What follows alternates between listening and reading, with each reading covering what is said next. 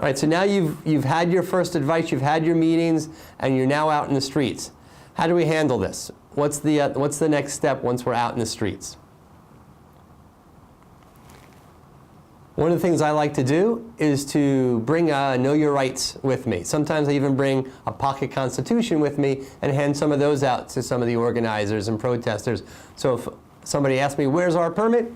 I show them the pocket constitution, here's our permit. But often the Know Your Rights are really great helps. And there's not something you have to draft yourself. People have been doing this, organizations have been doing this, social justice groups have been doing this. The middle image is a Google that I just simply put in Know Your Rights, and hundreds of pages come up with various Know Your Rights. You can have the ACLU specifically, you can have EFF. There's great Know Your Rights out there. Figure out what your specific protest is, what you're advising on, what the action's about, and you might find one specific to that. So one of the first questions you want to find out from your clients when you're about to help them on the street is, will they or won't they liaise with the police?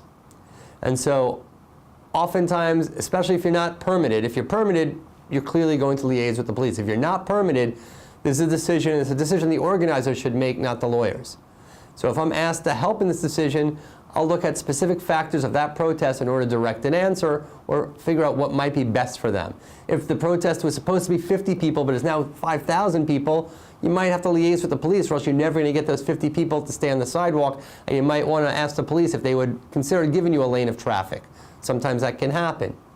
In small protests where there's, maybe you need just 5 to 15 minutes of action. And when does that happen? That happens when someone's trying to create a viral moment, perhaps. Oftentimes your protest can be in the moment, and you're trying to engage with the people around you, or the protesters are trying to engage with their community. So they want to go into the public square and engage with the people around them. Other times that public square is now online, and therefore they want to engage with the tens of thousands, hundreds of thousands, millions of people around them. And in order to do that, they need to get some video. And so they're on the streets, not necessarily looking for the interactions they're going to have in that moment, but looking to capture that moment on video in order to put it out as a video onto the internet in order to get the impact amplified. And if that's what they're going to do, ask them, how much time do you need to get your video done? And I've had clients say, we're going to do a projection. We did this once, I believe it was around 2005 or so, 2006. They wanted to do a projection onto the Deutsche Bank building, which has since been taken down by Ground Zero.